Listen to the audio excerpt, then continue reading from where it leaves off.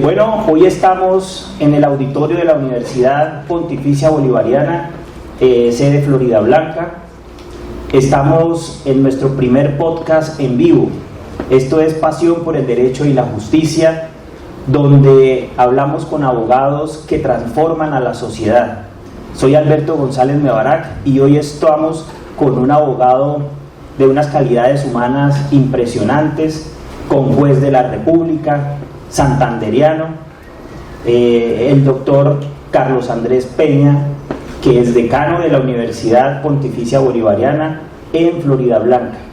Doctor Carlos Andrés, muchísimas gracias por aceptar aquí en vivo, en su casa, en su universidad, esta conversación frente a sus estudiantes, frente a los profesores, frente a todas las personas que nos acompañan, para poder conversar y conocer un poco de su experiencia, de sus pensamientos como persona. Muchísimas gracias por aceptar esta conversación conmigo.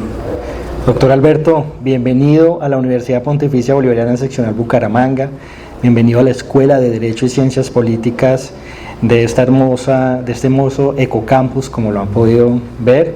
Es para mí un honor estar al lado de uno de los mejores abogados de Colombia, no dicho por mí, sino por todos los reconocimientos y por Forbes Colombia, que así lo ha reconocido. Es para mí un orgullo estar a su lado, es para mí también una oportunidad para que los estudiantes de la Escuela de Derecho, Ciencias Políticas, de la Facultad de Derecho pueda ver en usted representado el camino del abogado del futuro que queremos. Muchas gracias y bienvenido. A ti, muchas gracias. Bueno, comencemos esta conversación con algo fundamental. Cuando yo me presenté a estudiar Derecho, me hicieron varias preguntas, pero la que era obligatoria era ¿por qué estudié Derecho? ¿Por qué estudiaste Derecho? Doctor Alberto, pues es una historia, digamos, que tengo que recordar mi juventud, mi bella juventud. Más o menos mi juventud fue basada en que yo era muy tímido para hablar, demasiado tímido. Mi papá era los que me decía, sáquese las manos del bolsillo y salude. Así de ese talante yo me daba pena saludar, decir buenos días, buenas tardes, gracias. Pero alrededor de mi etapa entre los 15 y 18 años, yo soy un gamer, me encanta jugar consolas, juegos. Ahí he desarrollado un poco de lo que vamos a hablar más adelante de mi estrategia. Y pues no tenía con quién jugar, porque como me daba pena hablar y eso. Entonces me obligué a hablar para poder tener esos amigos gamers con los que pudiese jugar en esos momentos. Entonces, razón de eso, empecé a argumentar, porque cada vez que perdía en los juegos, entonces en la consola, entonces empezaba a argumentar que yo no era el que perdía era mi otra parte, veía la contraparte en los juegos y empecé entonces a desarrollar el habla, a desarrollar la argumentación, a desarrollar la evidencia de lo que me estaba pasando para convertirme pues en ganador.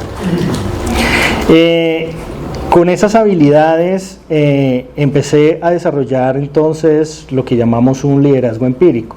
Entonces llegué al bachillerato, logré ser representante de los estudiantes en varios cursos, en 10º logré ser representante de los estudiantes ante el consejo académico en su momento del colegio, y pues en esas visitas que hacen las universidades, ¿sí?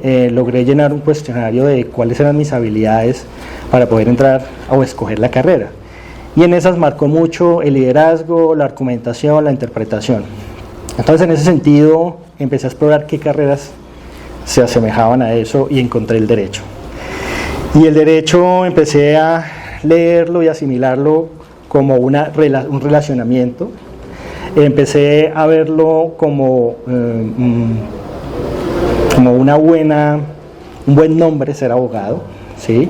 Y entonces decidí que esa iba a ser la carrera por la cual quería yo optar mi vida profesional. Sin embargo, en el primer semestre pues nunca estuve seguro que esa haya sido mi carrera que escogí, pero a medida que iba avanzando los semestres iba fortaleciendo más mi argumentación, mi relacionamiento, y logré amar la carrera de Derecho que hoy amo con toda mi vida, y es mi eje fundamental para ser orgullosamente el decano de la Escuela de Derecho y Ciencias Políticas. ¿Tuvo alguna influencia a la hora de escoger derecho? ¿Alguna persona, algún abogado en particular? ¿O cómo fue esa elección? Bueno, soy abogado. Bueno, eso también se remonta un poco a mi juventud porque digamos que a medida que iba fortaleciendo el perder la pena hablar con nosotros, empecé a conocer muchos amigos y entre esos conocer los vecinos. Y di con tan gran fortunio que conocí al papá del que fue el presidente de la Corte Constitucional en su momento. Entonces yo lo conozco porque el señor trae un carro que es un Willys de color rojo, que es mi color favorito, y yo me quedo mirándolo todos los días. Yo paso y lo miraba, yo qué carro tan bonito, qué carro, porque pues, también una de mis pasiones es todo lo que tenga que ver motor. Y él sale y me dice, ¿le gusta el carro? Y yo, sí, le gusto. ¿Usted quién es? No, yo vivo aquí al lado de su casa. Entonces me presentó, me dijo mucho gusto. Y yo veía que él me preguntaba, ¿usted qué quiere ser? ¿Y qué ha pensado estudiar? Y yo le dije, no, pues por ahora no he empezado a estudiar en escoger la carrera. Y él me empezó a hablar de su hijo, que su hijo era un excelente abogado, que su hijo era un excelente jurista, que fue magistrado, y me dijo que era presidente de la Corte en ese momento, que yo no entendía que era ser presidente de la Corte Constitucional en su momento. Y de un momento a otro, en ese relacionamiento con él y en su carro, entonces él llegó a presentarme a su hijo y tuvimos una conversación muy chévere, y él fue uno de los que influyó en que efectivamente la decisión de estudiar Derecho era la efectiva. Y por último, mis papás, por supuesto. Yo vengo de una familia en donde mis papás fueron policías los dos, hoy con asignación de retiro, y ellos me inculcaron el valor de la palabra y que todo tiene una justa medida. Entonces yo combiné el valor de la palabra, porque es que el valor de la palabra genera confianza. Entonces mi mamá me decía, cada vez que usted se comprometa a algo de palabra, cúmplalo, porque esa es la confianza que le va a dar al otro. Entonces entendí que combinar esa argumentación, combinar el valor de la palabra y combinar la justa medida, podría llegar a configurar mi carrera como éxito como abogado. Bien, y ese paso por la universidad, entremos un poquito en ese paso por la universidad. ¿Cómo fue como estudiante? ¿Fue aplicado? ¿Fue recochero? ¿Fue noviero? Cuénteme un poquito cómo fue eso. No se rían, porque te pudo haber pasado, ¿sí? Sí. Cuéntenos un poco cómo fue eso. La universidad fue la mejor etapa de mi vida. Siempre lo voy a decir, siempre lo voy a reconocer en cualquier escenario, no solo en nivel de pregrado, sino en mi nivel de posgrados. Cada vez que entro a la universidad, cuando soy decano, cada vez que entro a esta universidad me vuelvo universitario. Y me encanta porque yo en mi pregrado reí, lloré, estudié, me sentía importante llegar a mi casa y decirle, papá, no me molesten porque tengo lecturas que hacer. Y me encerraba en el cuarto a jugar.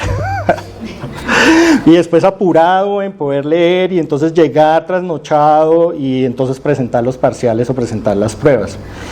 Esa etapa también entendí y aprendí a que en el desarrollo de la carrera a uno le enseñan a escoger muy bien las amistades.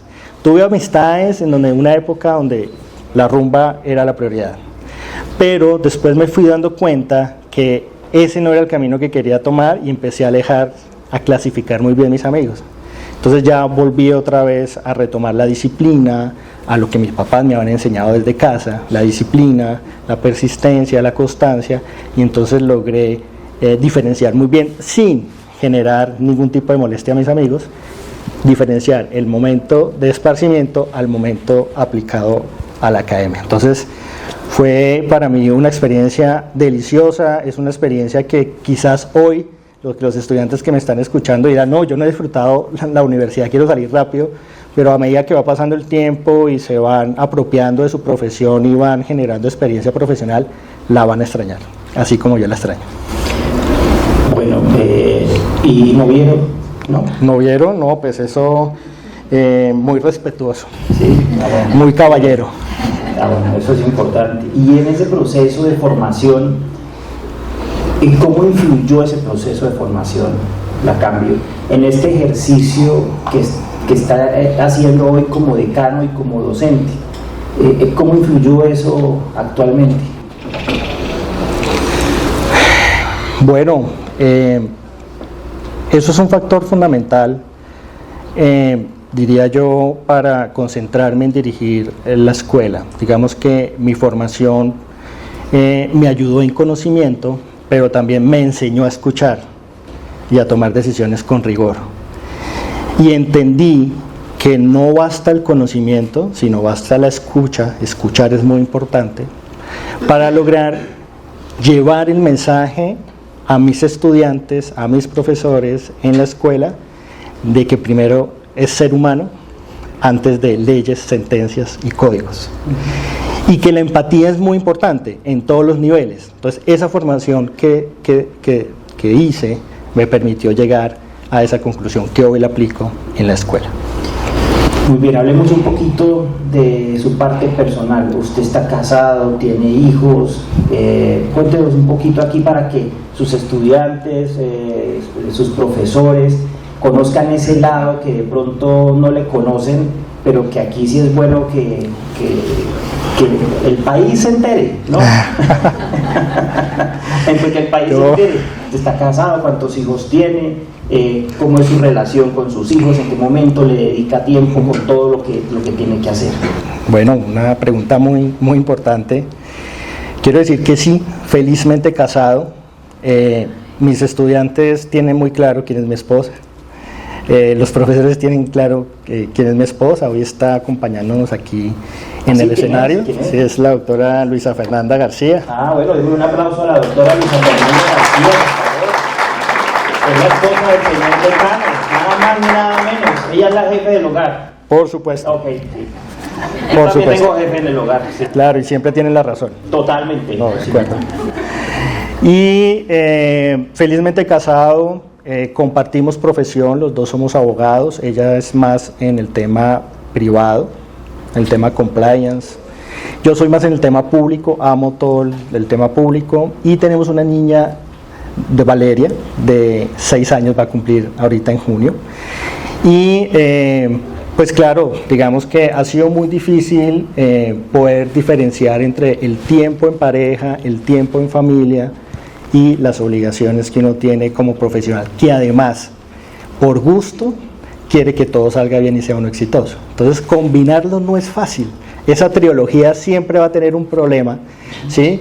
Pero con el diálogo, los consensos y no desviarse de que el núcleo fundamental del éxito de uno es la familia. El éxito de uno es las personas que lo quieren y lo apoyan.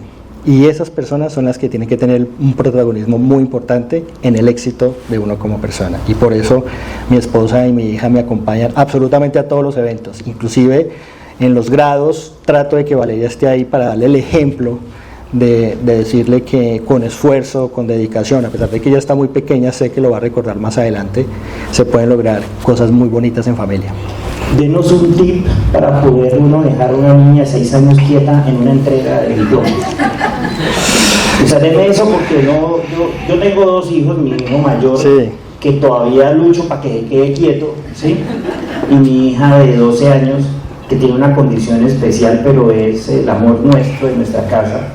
Pero dígame, ¿cómo hace usted para tener una niña quieta en una entrega de diplomas que se puede demorar cuántas horas?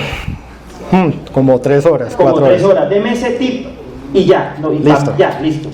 Bueno, las generaciones de hoy no son fáciles darles una instrucción y de que se queden en un lugar, ¿sí? Ha sido muy complejo entender esa generación y más entender la generación de mi hija. Pero lo más importante creo que es ser honesto y participativo de ella en las actividades. Por ejemplo, si sé que yo tengo un viaje o que tengo, por ejemplo, el grado, que es lo que usted me pregunta, yo con 15 días de anticipación la estoy preparando. Okay. ¿Sí?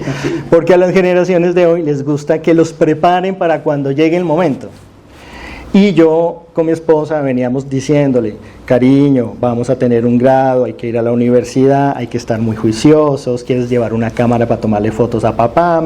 Y le venía hablando, oye, yo demoré 2 años en sacar la maestría, quiero contarte, y vas a conocer amigos de la universidad, vas a conocer estudiantes, vas a conocer al rector. Y eso ella lo interioriza supremamente bien, o sea, la capacidad que tiene Valeria de interiorizar la preparación para llegar al evento fue única, quedé muy sorprendido, porque de todas maneras yo estaba en la mesa principal como decano para entregar los títulos, y ella desde allá, desde el auditorio, me hacía o cogía una cámara que tiene juguete y me tomaba fotos, y después decía, ese es papá. Entonces a uno le toca pues controlarla allá y controlarla acá, pero logramos con una preparación, con tiempo, esa es una buena cosa, porque la voy a aplicar con mi hijo, a ver si lo empiezo a preparar 15 días para ciertas cositas, ¿sí? Sí. Pero bueno, quiero entender un poco, y yo creo que el auditorio quisiera saber, porque cuando uno ve al doctor Carlos Andrés, ve ese sentido humano que tiene y esa sencillez que tiene, ¿cierto? ¿Hay algún evento familiar, personal, que lo marcó y que pueda decir, me ayudó a ser lo que soy hoy en día como persona? ¿O es solamente una formación académica, intelectual o familiar? Una parte tiene que ver los principios de casa, la formación que me dieron mis papás, pues mi papá todos los días diciéndome, sáquese las manos del bolsillo y salude y relaciónese, y pues eso en algo me tuvo que haber quedado. Que agradezco mucho ese tipo de formaciones, y mi papá siempre me ha dicho y me ha enseñado el valor de la humildad, ¿sí? No cada vez que yo tenga un triunfo tengo que levantar la mano y celebrarlo, sino también pensar en la otra parte de cómo se estará sintiendo, ¿sí? Y quizás de pronto dejar esa celebración a un lado por respeto a la otra parte. Y por otro lado tiene que ver con que en mi experiencia profesional en la rama judicial yo tuve uno de los cargos, diría yo, más queridos pero también más tediosos, y es la atención al público en un tribunal. Que ahí llegan miles de abogados, miles de problemas, miles de partes diciéndome cómo va en el proceso. En ese momento una experiencia que me marcó mucho es que cada vez que llegaba un abogado, llegaba una parte a preguntar por su proceso, yo simplemente estaba ahí, levantaba la cara y le decía, deme los 23 dígitos para consultarle. Ni siquiera saludaba, ni decía nada de lo que cordialmente debería uno hacer, lo que le enseñaron en casa, porque a veces se le olvida a uno lo que le enseñan en casa.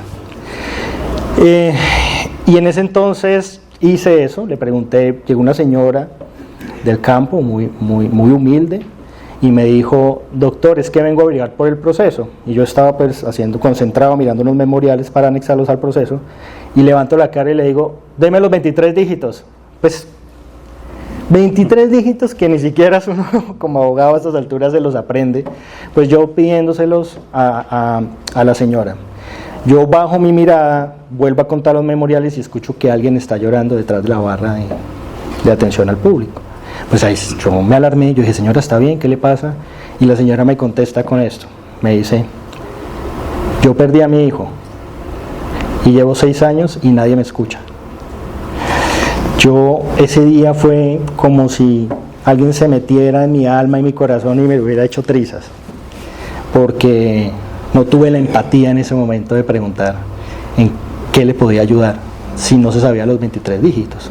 Entonces yo inmediatamente recordé esos principios de casa, el ejemplo de mis papás de ser humildes y estar muy prestos al servicio, y le dije, ¿en qué le puedo colaborar? Cuénteme. Y se me fue toda la jornada hasta las 4 de ella contándome toda su situación, y yo lo primero que hice fue, en mis conocimientos de derecho, empezar a impulsar el proceso. Entonces empecé a hacer las constancias secretarial, ingresarlas al despacho del magistrado, sustentarle al magistrado la urgencia, y bueno, así pasó, nos despedimos de la señora. 7 meses después le sale la sentencia a la señora, favorable por supuesto, y cuando yo la veo, pues ella bajita, uno alto, y me coge de la cintura y me pega ese abrazo. Fue un abrazo como si me estuviera abrazando mi mamá, como si estuviera abrazando a mi abuelita, bueno, los seres más queridos de mi vida. Y ese día aprendí que no es solo voltear y mirar, sino es voltear, mirar, saludar y escuchar. Y ahí cambió inmediatamente mi percepción de la vida, de que antes de adquirir el conocimiento uno debe que aprender a mirar, a saludar y a escuchar. Qué bonita reflexión.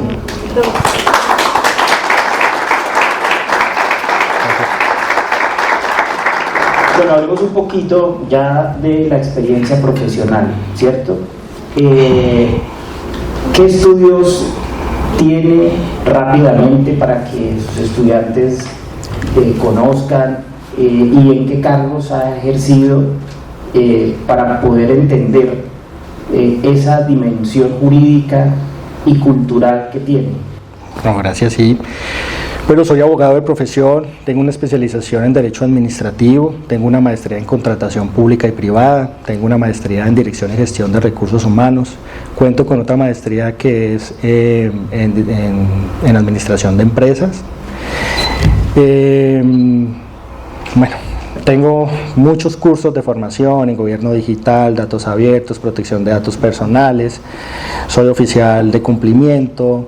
Me desempeño como conjuez de la República en el Tribunal Administrativo de Santander, fui director a nivel nacional de recursos humanos de una entidad del orden nacional, fui el ejecutivo más joven en el gobierno Santos, uno de los ejecutivos más jóvenes que tenía en el gobierno, a mis 26 años, el director a nivel nacional de recursos humanos,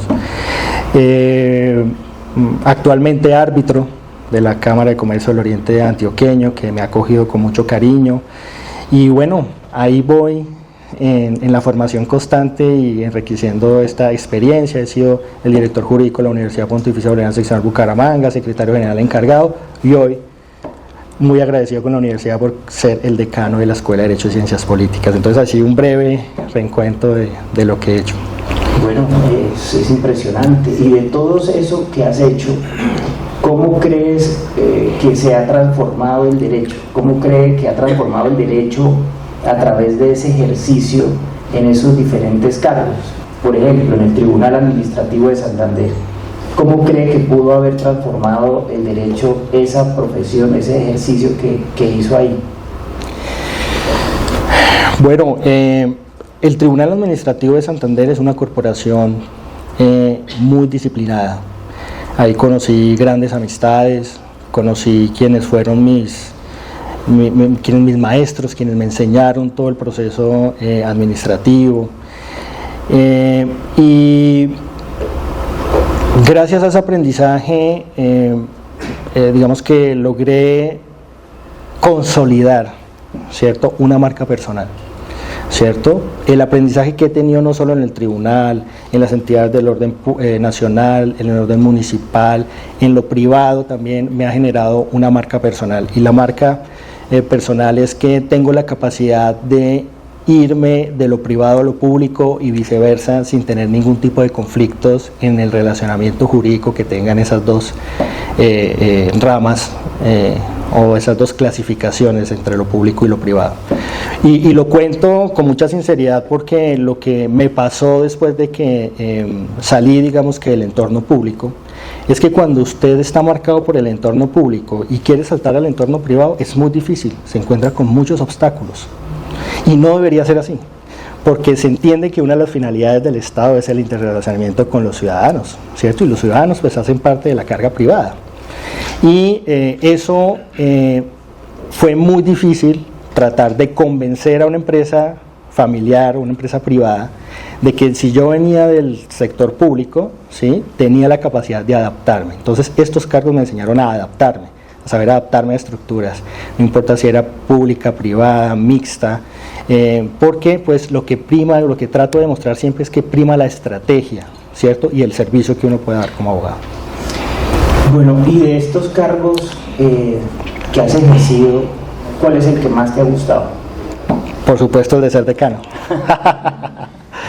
El de ser decano y el de ser el coordinador a nivel nacional de gestión humana.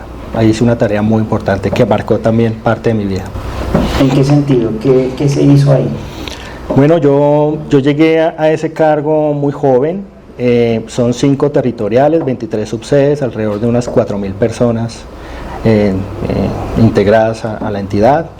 Lo primero que vi y me puse como reto es qué beneficios puedo darle yo desde mi conocimiento como abogado y ahora como jefe de recursos humanos de la entidad a los empleados públicos. Y empecé a revisar la caracterización de cómo estaba conformado el núcleo familiar de esa entidad y me di cuenta que el 78, casi 80% vivían en vivienda arrendada. Eso es muy alto, porque hablamos de personas que estaban ahí hace 15, 20, 30 años trabajando ahí en esa entidad y no habían podido lograr tener su vivienda propia. Entonces yo de proactivo, joven, en mi primer mes, me fui para la caja de compensación, porque también me di cuenta que muchas veces o las deudas que tenían muchos de ellos eran por el gasto hormiga y no les permitía tener el cupo para poder acceder a la vivienda propia. Pues me fui a la caja de compensación y les dije, oiga, ¿por qué no me le bajan el consumo, ¿sí?, de esos, de tenis, celulares, de todo eso, y más bien me le retienen para abrir cupo para vivienda? Eso fue el acabose.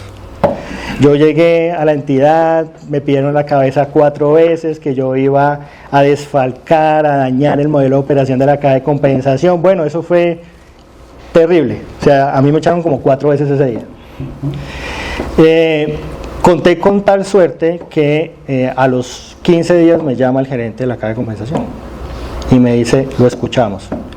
Entonces yo les mostré mi idea, mire, mi idea es que la gente tenga casa propia y para eso necesito que usted deje de endeudármelos con artículos de consumo.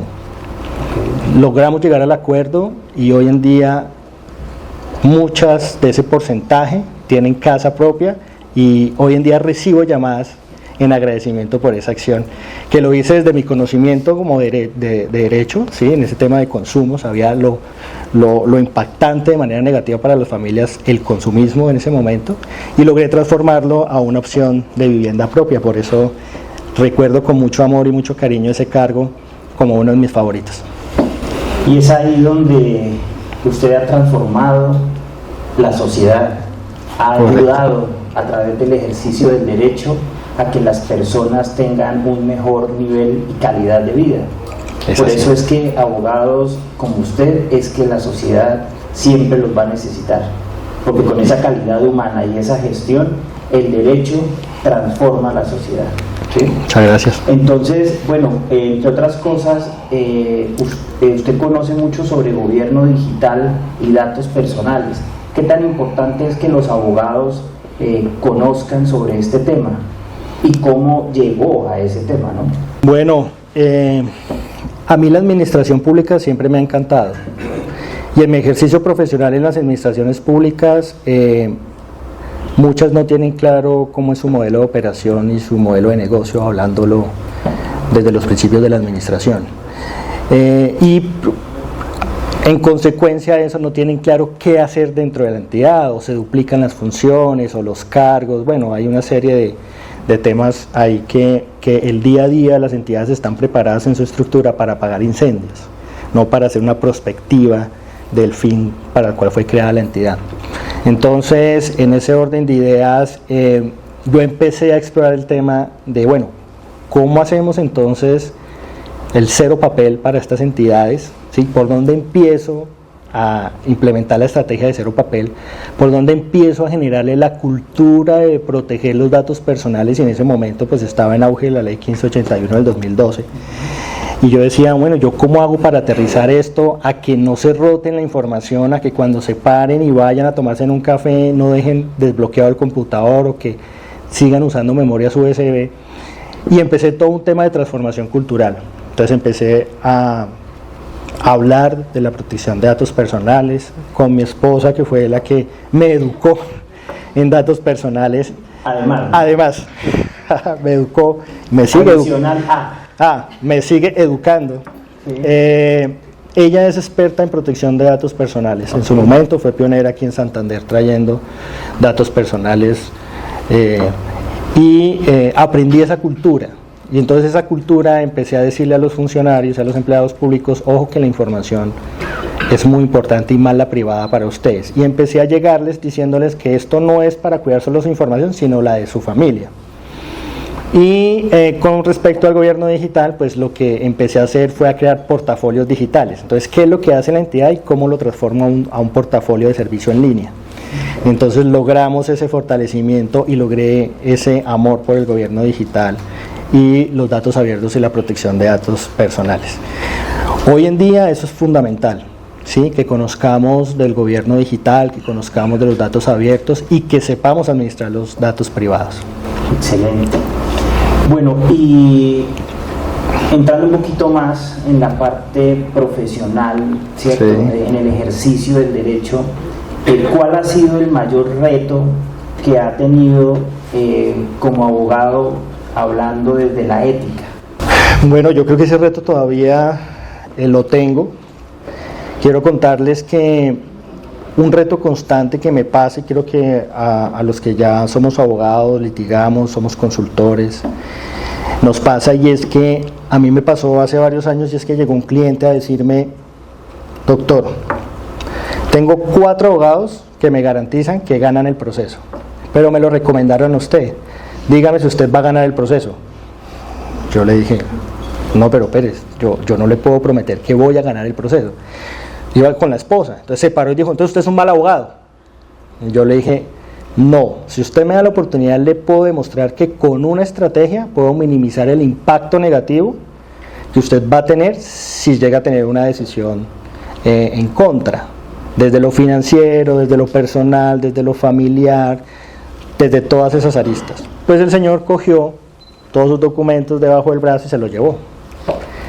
A los 4 meses viene la esposa y me dice: doctor, yo sé que mi marido lo trató mal, ¿por qué no da chance y otra vez nos atiende? Porque el que nos prometió que iba a ganar, pues vamos mal. Entonces yo le dije: claro, por supuesto, venga, yo lo atiendo. Entonces el mensaje que quiero dar con esta experiencia que tuve es que prometerle al cliente que va a ganar, ya empieza a jugar usted con su integridad como abogado, porque siento que uno lo que tiene que prometerle es que va a ser una muy buena estrategia jurídica, y que de la estrategia jurídica el plus valor que le puedo dar es que podamos ganar el proceso, pero no de entrada, en el afán de cobrar unos honorarios, decirle que va a ganar el proceso, porque lo he visto constantemente el compromiso de integridad que tiene el abogado, decirle a su cliente que va a ganar el proceso y al final no lo gana. Y eso se traduce en que nuestra profesión como abogados terminen personas diciendo que es que el abogado lo robó, que el abogado es un mentiroso, que el abogado no me supo asesorar. Yo creo que en el afán de cobrar los honorarios uno tiene que parar y mostrarle una estrategia efectiva al cliente, para que el cliente empiece a depositar la confianza en usted. Por eso la integridad hace un paso a la confianza, y la confianza hace un paso al éxito. Si su cliente confía, como las palabras que usted nos dijo hoy, confía en su humanidad, en su buen servicio y en la tenacidad de decirle las cosas reales al cliente, su cliente, así pierda, va a estar muy contento con usted.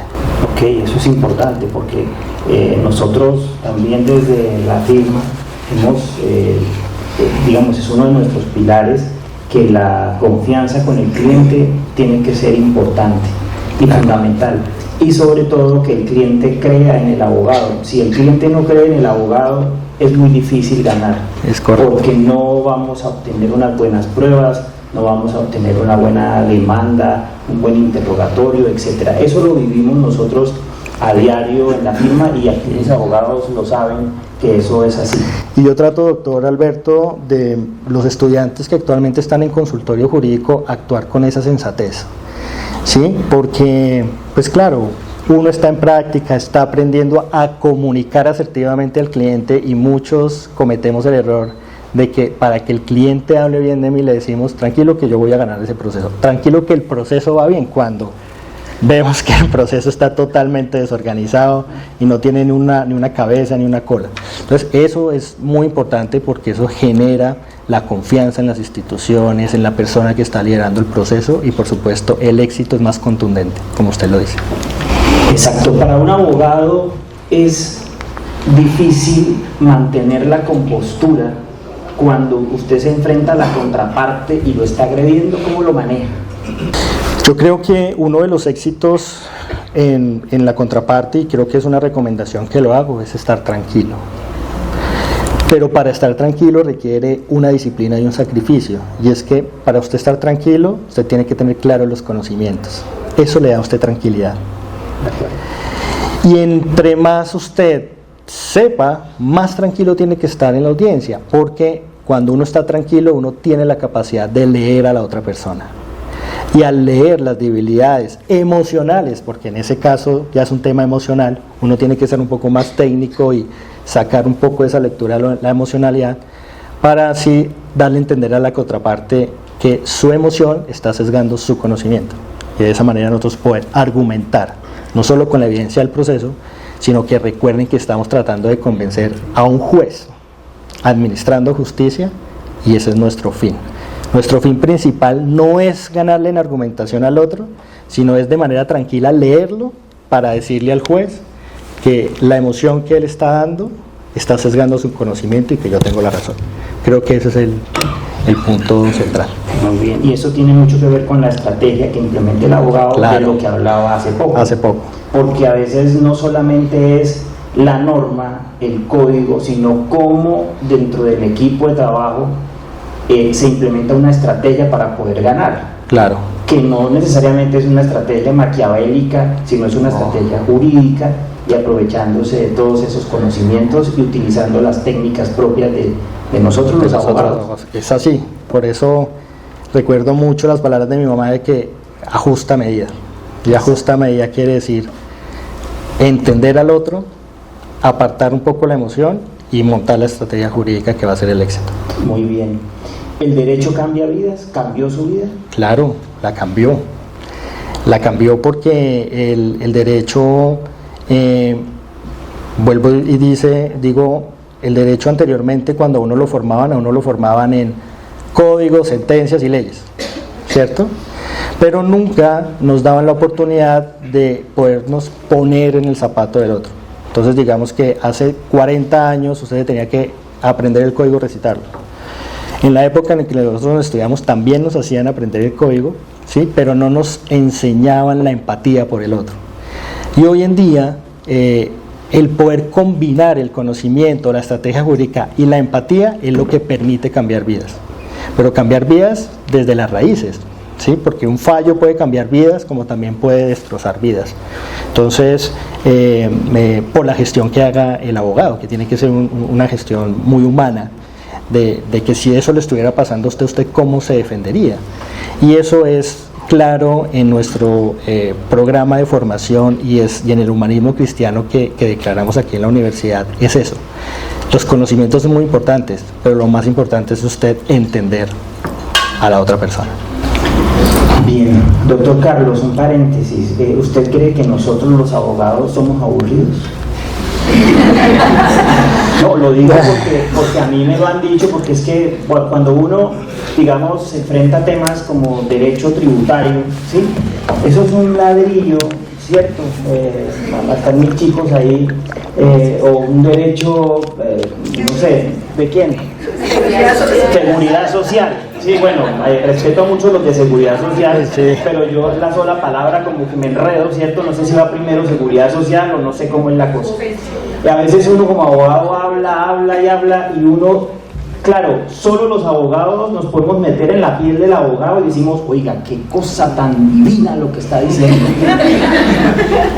Pero cuando usted no es abogado, ¿será que uno es aburrido? ¿Usted qué piensa de eso, doctor Carlos? Pues yo creo que los clientes a veces lo ven a uno como aburrido, como que este abogado habla mucho. Pero en últimas tratamos de avivar esa esperanza del cliente. Nuestro argumento y nuestra forma de decirle a la gente, nosotros lo estamos disfrutando adentro, pero también estamos avivando esa esperanza que tiene el cliente cuando nos busca, o el usuario, o en el consultorio jurídico, por ejemplo, cuando nos busca una persona de bajos recursos, va con la mentalidad de que allá está la salvación, que por lo menos lo van a guiar y no va a estar perdido. Entonces, claro, cuando el usuario en el consultorio jurídico se acerca a uno, él ¿de qué está hablando este señor que no le entiendo nada? ¿Qué man tan aburrido? Sí. Pero al final, cuando le dice, usted tiene una esperanza acá, el rostro, la sonrisa, la mirada, le cambia a esa persona y lo fortalece a uno como abogado, porque lo anima y le acaba esas dudas con las que uno vive constantemente, de que está haciendo bien las cosas. Ahí es donde uno transforma vidas. Es correcto. Y a veces los abogados entendemos que transformamos vidas y debemos llegar al nivel del cliente para que nos entienda lo que estamos haciendo. Y no nos volvamos a veces ese abogado que habla mucho pero que la gente no entiende nada, entonces al final dice, ay, pero sí pasó algo, ¿sí? Sí. Pero cuando ya uno, digamos, tiene ese poder de convicción, ese sentido social humanista que usted tiene, pues el cliente va a quedar mucho más contento. Y sus estudiantes creo que viven muy contentos con usted. Entre otras cosas, ¿qué es lo que más lo ha conmovido de lo que le comentan sus estudiantes aquí en la universidad? Una anécdota en particular o algún hecho de algún estudiante que le haya comentado algo. Bueno, me han contado 1000 cosas. Me han dicho 1000 excusas. No, eso sí. ¿Le ha muerto la abuela? Como 4 veces. Sí, bueno, eso sí, lleva un registro, ¿no? Sí, claro, por supuesto, sí, claro. Lo llevamos y lo llevamos los profesores también. Cuando se nos acercan nos dicen, es que tuve una calamidad. Y entonces empieza uno a tachar, ¿cuál de todas es? Era el perro, después la abuelita, después... Y ustedes son más peligrosos porque usted cruza con su señora, entonces como... No, ni para qué les cuento. He escuchado historias conmovedoras no solo de mis estudiantes, también de los profesores, experiencias, pero lo que más creo yo que me ha impactado es cuando el estudiante se siente que está perdido en la carrera o en el semestre. Eso es lo que más me conmueve, porque cuando se acercan a mí y se ven perdidos, por X circunstancia, hay muchos factores, siento que ahí yo tengo la responsabilidad de volverlos a encasillar. Cuando uno entra en ese rol de no saber qué quiere hacer, cuando la duda lo atrapa a uno, cuando el miedo que es gratis, he aprendido eso, que como el miedo es gratis, pues todo el mundo sufre de miedo. Exacto. Pero si lo cobraran, creo que todo el mundo diría no. Exactamente. Eso genera que el estudiante se llene de unas angustias y una ansiedad en decir, ¿será que estoy escogiendo mi carrera como es? ¿Será que estoy haciendo lo correcto? ¿Por qué mis compañeros o amigos no me reconocen que soy bueno en algo? Entonces yo me siento con ellos y les digo, tú eres bueno en una medida justa en lo que debe ser bueno. Y si te pones a relatar todo lo que has hecho en el semestre, vas a encontrar en qué eres bueno. Todos los docentes tienen algo que hablar bueno de un estudiante. Así la mayoría sean cosas malas, como dicen sus compañeros, pero tienen algo bueno, que ese algo bueno es lo que hay que potencializar desde la academia, ¿cierto? Porque si lo abrumamos con todo lo negativo y lo mandamos a pastoral, como dice mi esposa, pues es claro que el muchacho nunca va a salir de ahí, ¿cierto? Y lo que yo hago simplemente es un saludo a la bandera. Entonces sentarme con esas personas y decirles, usted va a ser el mejor abogado. Lo soy yo, lo fui yo, ¿por qué no lo va a hacer usted? Y no tiene que creerse lo que está haciendo, porque si usted no cree lo que está haciendo, va a ser todo mediocremente.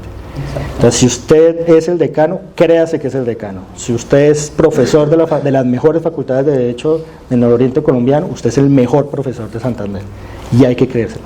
Y usted, si usted es estudiante de Derecho, pues usted sabe que va a cambiar vidas, créase que va a cambiar vidas, para que desde el primer semestre usted tenga la convicción que está estudiando para mejorarle la calidad de vida. El derecho no es para el abogado, el derecho es para quien necesita potencializar su vida o su proyecto de vida.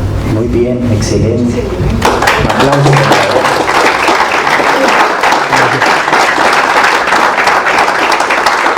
¿Qué desafíos enfrentan hoy los estudiantes de Derecho? Los futuros abogados, ¿qué desafíos enfrentan a hoy? Bueno, yo cada vez que pregunto eso en la reunión de profesores, me sacan un cartapacio de ideas. Digamos que vuelvo y otra vez retomo las generaciones. Antes las generaciones estaban de 10 años en 10 años. Hoy casi prácticamente que podemos decir que están entre semestre y semestre. O sea, cómo ha evolucionado el tema generacional. Y cuando yo pregunto a mis profesores o a los profesores, y uno de los temas que más me abarcan es que, si bien es cierto la tecnología es muy buena, también los está consumiendo mucho. Y el tema es que, por ejemplo, hemos puesto en práctica, ya que están acá los estudiantes y los profesores, y es que el estudiante no logra estar concentrado en una clase más de 8 o 9 minutos. Estamos hablando que 8 y 9 minutos es la concentración que debe tener promedio una niña de 6 años como Valeria. Exacto. ¿Cierto? Y ya una persona con una estructura académica de secundaria, primaria, pues que no logre soportar 10 minutos de atención a lo que está diciendo el profesor, pues eso es un desafío bastante grande, no solo para la academia, sino no me los imagino en un estrado judicial que el juez habla, dirige el proceso y que solo le pongan 10 minutos de cuidado al juez, perdieron el proceso, o se les olvidó sustentar el recurso, o se les olvidó objetar alguna pregunta.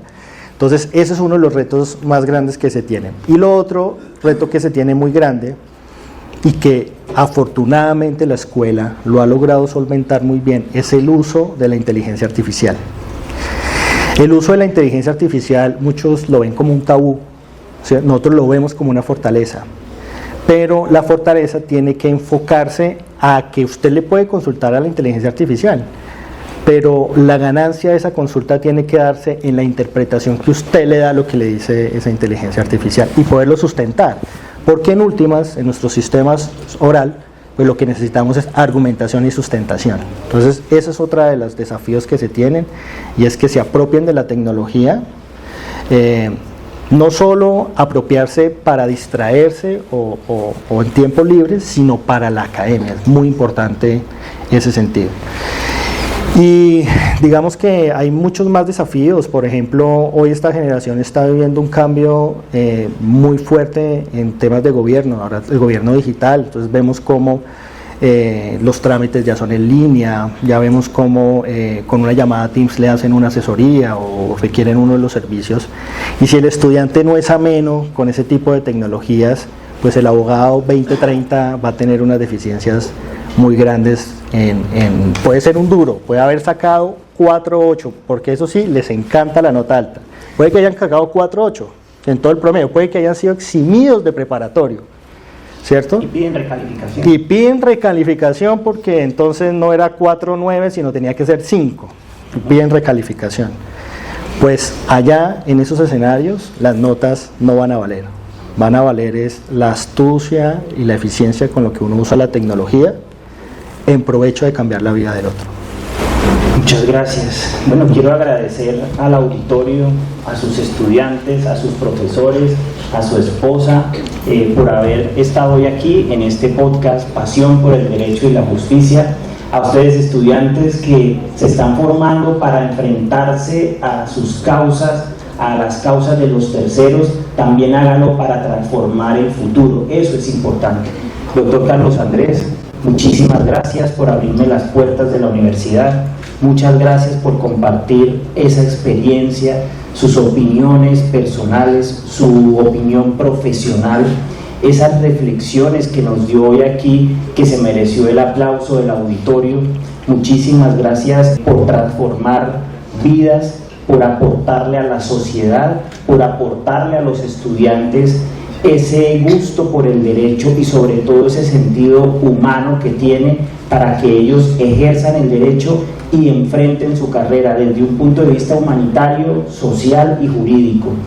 Muchas gracias, me honra, me voy muy contento porque tengo al frente a un abogado excelente, de lujo, a un decano comprometido y a una universidad que ha sabido valorar lo que es usted como persona, como abogado. Mil y mil gracias. Muchas gracias. A usted. Gracias. A usted. Un aplauso para el decano, por favor. Se merecen un 10 aplausos. No, doctor Alberto, muchas gracias a usted, a su equipo de trabajo, a su familia, que siempre lo veo que es un apoyo fundamental y que trato de replicar eso en mi casa. A mi esposa, por supuesto, a los profesores que están aquí presentes y que me apoyaron y que siempre me han apoyado en estos tiempos de decanatura, a los estudiantes que han confiado en esta decanatura, decirles que lo sigan haciendo, que vamos a trabajar por ese abogado 2030 que nos soñamos. Muchas gracias a todos. Bueno, ha tenido muchos aplausos y eso es por la calidad de ser humano y de profesional que es. A todos muchas gracias. Esto es Pasión por el Derecho y la Justicia con Alberto González Mebarak. Nos vemos pronto. Gracias.